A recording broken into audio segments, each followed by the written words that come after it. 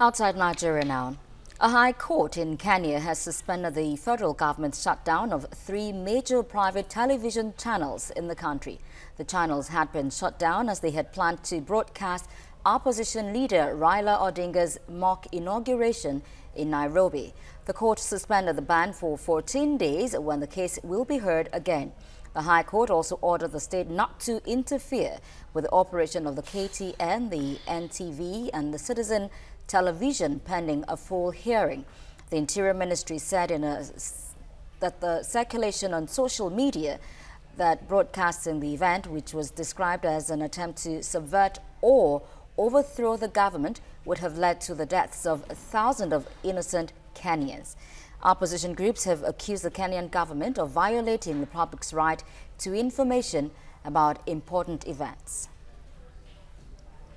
And with us in the studio to discuss Raila Odinga's swearing in is African Affairs analyst Adeniyi Kunnu. Thank you for joining us on TVC. Thank you for having me. Now, these televisions were shut down. Should they have been shut down considering they didn't actually broadcast the event, they only planned to? Well, if you know that certain things in these times can be termed citizens' journalism, you know that there is a measure of freedom that journalists or media houses, in terms of freedom, there's a measure of freedom they can enjoy, and there's a measure of freedom that they also should not abuse.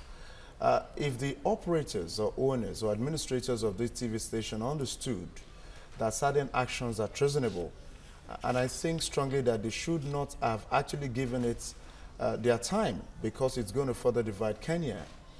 If you look at it, Raila Odinga, the man who is actually with the opposition, had his opportunity to come for the runoff. Nobody prevented him from coming for the runoff. So it would have been an opportunity to actually let democracy take its course. You went to the polls, you lost an election. That's not the end of the world. But if we took a historical dive into the murky waters of Kenya politics, you'd understand that Kenya is a troubled East African nation, the third most populated country in East Africa, after Ethiopia, over 100 million, and Tanzania, that's about over 90 million. Kenya is about 49 million plus, according to the 2017 census. It tells you that that population of the third amongst 20 countries in East Africa means a country that should be reckoned with. Don't forget, it happens to be a colonial, under the colonial auspices back then of the British people. If you look at the history, the first person that actually took over since 1964, that Kenya became independent or became a republic, was actually Jomo Kenyatta. Jomo Kenyatta was there between 1964 and 78 without a deputy. After Jomo Kenyatta practically died, they left there for Arab Moi. Now, Jomo Kenyatta comes from the topmost tribe, the Gikuyu. That's about 22% of the Kenyan population. Now, coming to the person who took over, Arab Moi was there between 1978 and 2002.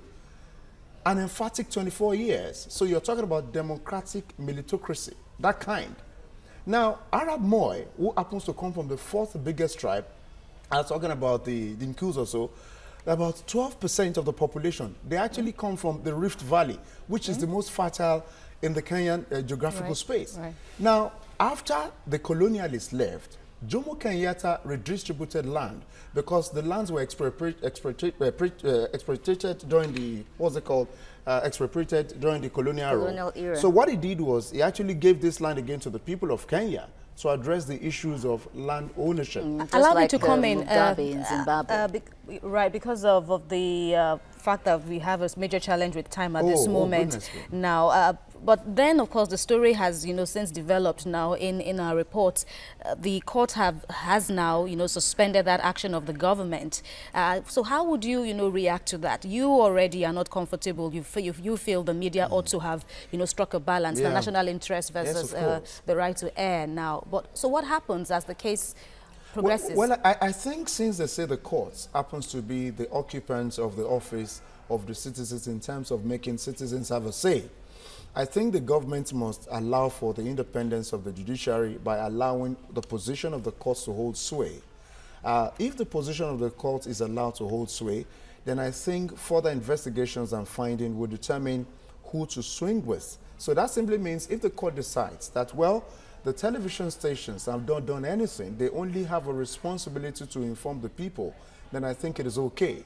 But also I need to say this, that there are times when reportage of events must be discretionary, which I believe strongly that the media operators in Kenya may not really have satisfied. My opinion now, you have somebody who obviously is creating a division. At the Uhuru Park where they had that particular protest, there are about 15,000 persons there. But if you ask me, shouldn't the president have stopped that inauguration from taking place? It was a massive support and turnout. I need to say this. Should his concern be the television station? Well, I think that there are times when you have those that are part of your cabinet, because until 2013, Kenya was operating a parliamentary system of government. It's actually stopped with this current opposition man, Raila Odinga, who happens to be one of the deputy, the prime minister particularly of Kibaki.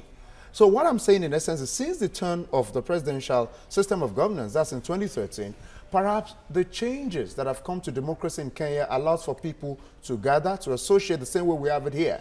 So that simply means Raila Odinga perhaps had the freedom to gather people and maybe talk to those people that are supporting him. But maybe what didn't actually occur to the government of Uhuru Kenyatta was that that's going to be some kind of mock inauguration for his opposition. Perhaps if he knew, because if you look at it... He did know. Raila had threatened to do that. Maybe he felt, well, let's look at what's going to happen. People wouldn't turn out. He undermined... The followership. He undermined the followers. Well, it had never been in doubt that Odinga had such a large followership. Well, and that's even considering that it was a coalition party. And that even puts in doubt now why it seems the stations were the easy meet now, not Odinga. Raila Odinga it's actually himself. Called the National Super Coalition Party, NASA.